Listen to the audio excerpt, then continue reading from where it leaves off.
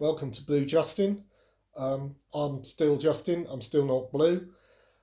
Welcome to the first of the actual collection videos. This is going to be the numbers, the film titles and TV titles starting with numbers. I'm doing films and TV all in one video because I am.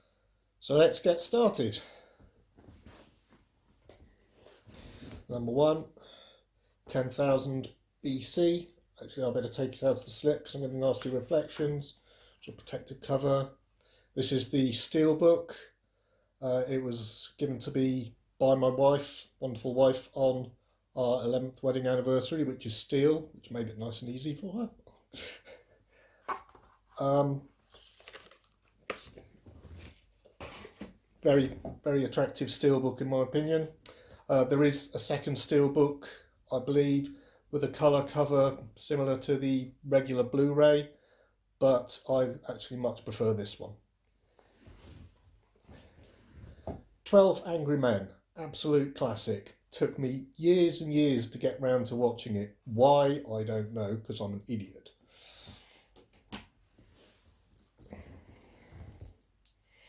"12 Rounds", Poundland pickup. Still haven't unwrapped it, still haven't watched it. That's a phrase you might as well get used to, as I'm going to be using it quite a lot. 13 Assassins, one I've actually watched. Yes, it's enjoyably violent, and I can recommend it for if you want to see some samurai action violence. 14 Blades, some more samurai action violence, though I haven't watched it yet. 1517 to Paris, not seen this one. The blind buy, but Clint Eastwood directing, so despite the bad press, because he used the real people from the original incident instead of actors who could act, I'm still very interested to see how this is going to turn out when I finally get around to seeing it. 2 Guns, another one I have actually seen. Surprised by how much fun it was.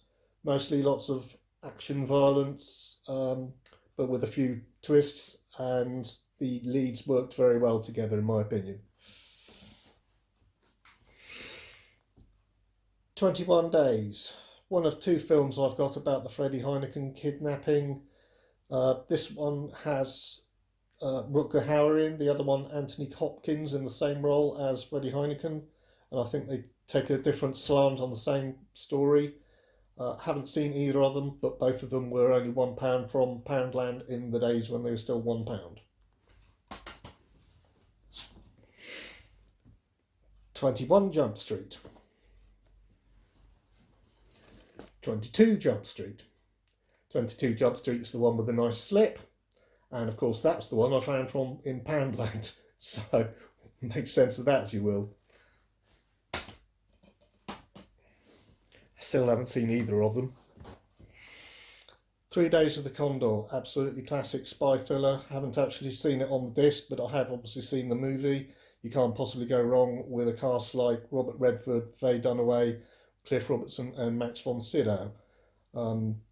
This one I happened to get from the Netherlands because it wasn't available in the UK at the time I purchased it.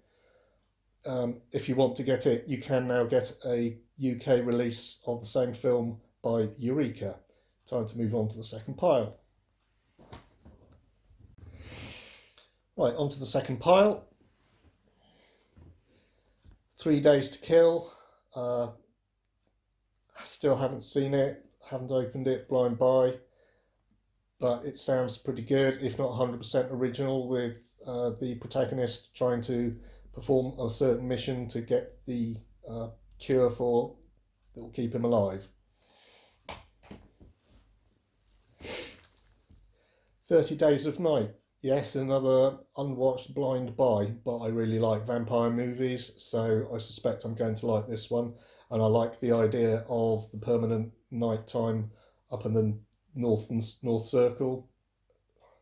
And I still wonder whether they got that idea from the story in the 2000 AD comic where the Russian soldiers during World War II, who were all vampires, were shipped up there and were fighting in the permanent night, and it was very bad news for anybody else around.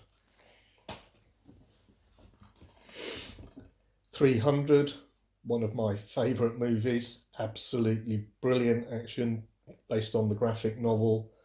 I think it's incredibly well realised from a graphic novel by translating that novel style into the live screen action with the stylized violence and lots of blood. Didn't realise that Lena Headey from Game of Thrones was in this one until I rewatched it recently and recognised her voice. I often recognise people not by how they look in films, especially women, but by their voices and what else have they been in. Is that the same for everybody, or do you just go, oh, well, that's obviously them? I don't. I recognise the voice and then I think to myself, where have I heard that voice before?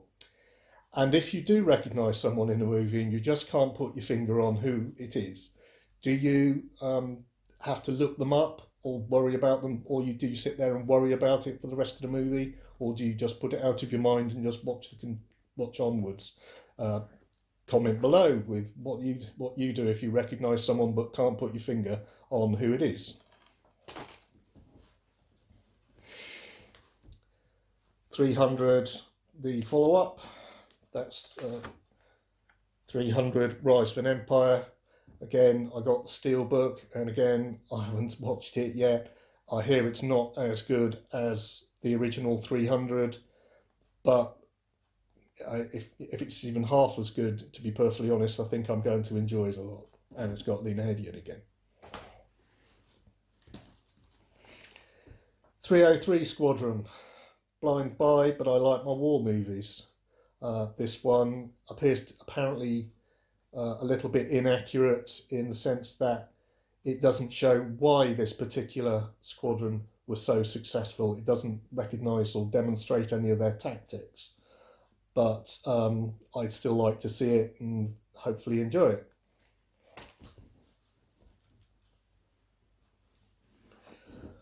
'47 Ronin.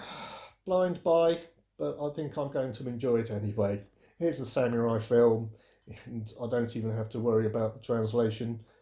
I'm pretty sure that Keanu Reeves isn't going to be speaking in Japanese, so there won't need to be any dubbing or subbing.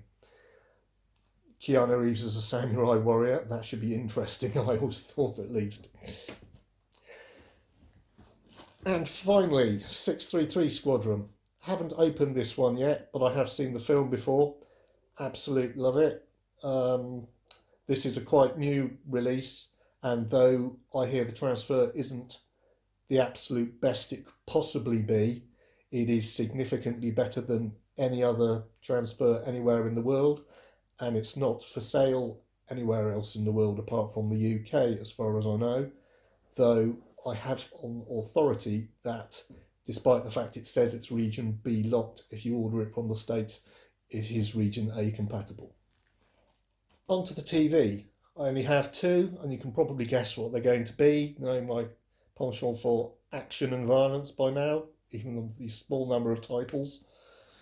Yep. 24, final season.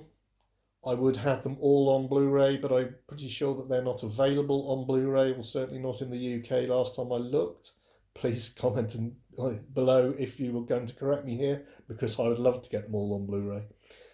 These actually live in the DVD section of my shelves, which is really annoying on my OCD, but I have to keep them with all the other 24s, and since there are far more of those than there are on the Blu-rays, that's where they live. And 24 Live Another Day. I really should have checked the title before I showed it to the camera, shouldn't I? 24 Live Another Day. Haven't seen it, but obviously I'm looking forward to watching that at the appropriate point during my 24 watching, but that's going to take a while. Thank you very much for watching. I hope you enjoyed this very short video. It's my first one, so please be gentle again. I hope you got something out of it, maybe spotted a title you didn't know was available or you might be interested in buying. Next time up, we'll be dealing with the A's of my collection, of which there are 67 compared to the only 20 on this particular video. So that'll take me a little bit longer to sort out. There'll be even more for you to look at.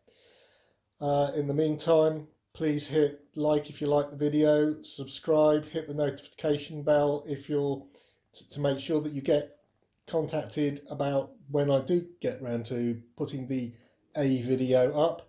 And in the meantime, cheers and keep on enjoying those movies and